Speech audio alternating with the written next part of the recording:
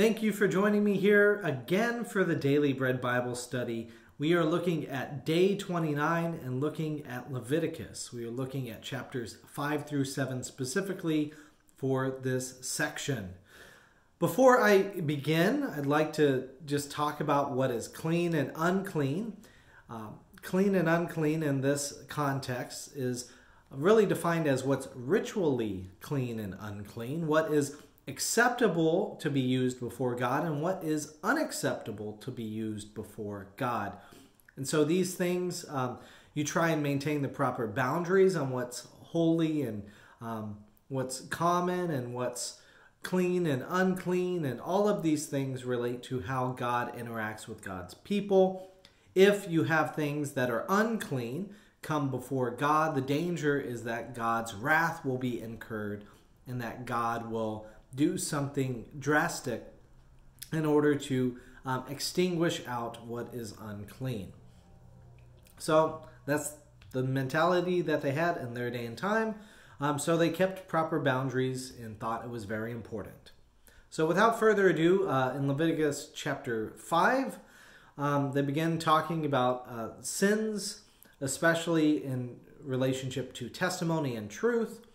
In verse 17, if any of you sin without knowing it, doing any of the things that by the Lord's commandments ought not to be done, you have incurred guilt and are subject to punishment.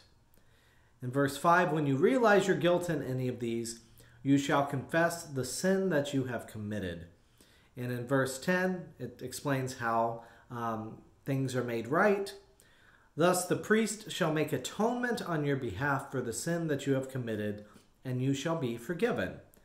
So there's a process even within boundaries being violated in order to be able to make things right with each other and with God.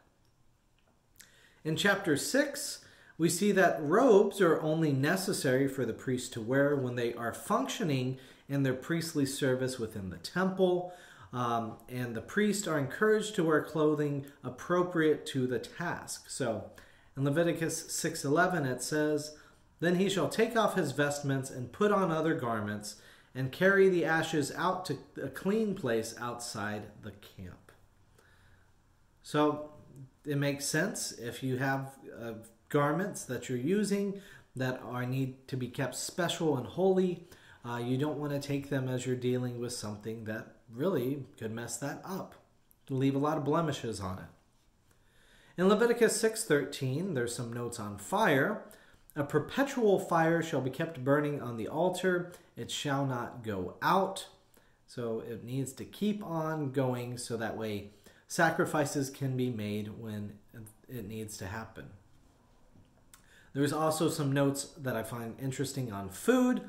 In Leviticus 6:16, Aaron and his sons shall eat what is left of it.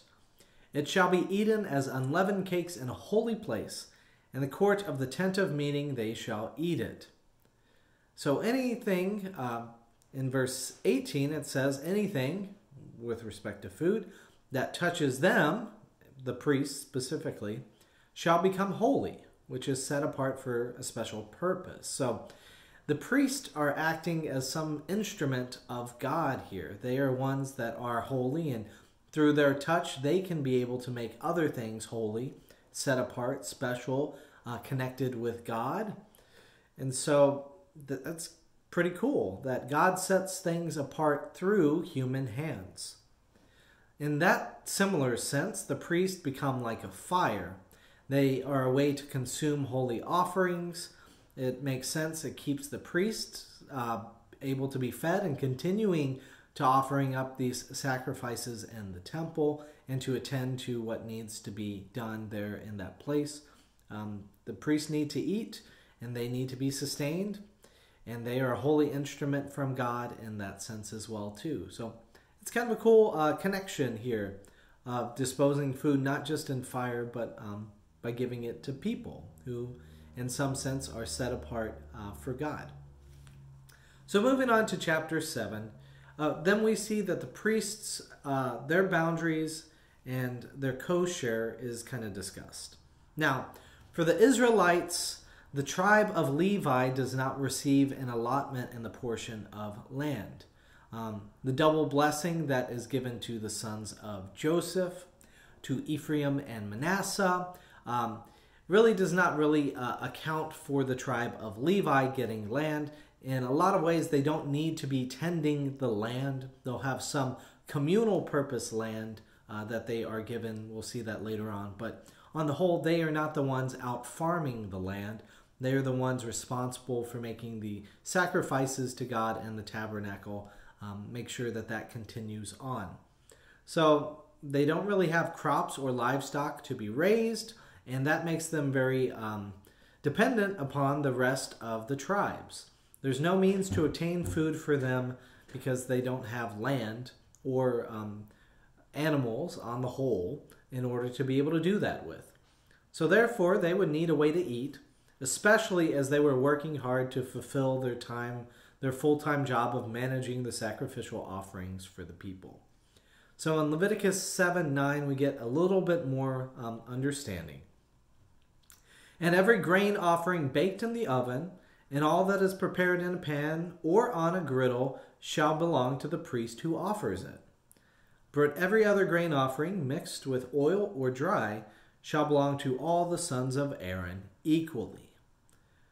So, who is in the responsible role for seeing the intercession or atonement process completed? Well, it's the priests. So the third day, this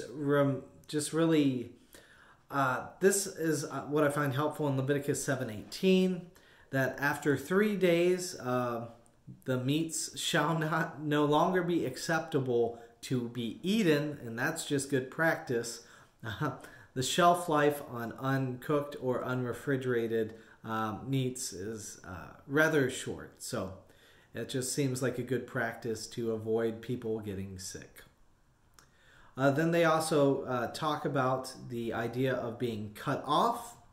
And cut off is that word cut is important because it's literally what you do to make a covenant. You cut the covenant. And that relates to the animal sacrifices offered in the tabernacle, the tent of meeting.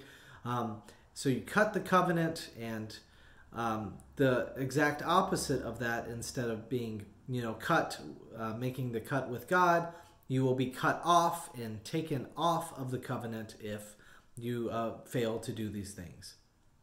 So in Leviticus 7:35, this is the portion allotted to Aaron and his sons from the offerings made by the fire to the Lord once they have been brought forward to serve the Lord as priests. So it kind of wraps up all of that sense of God making the priest holy and setting healthy boundaries for them.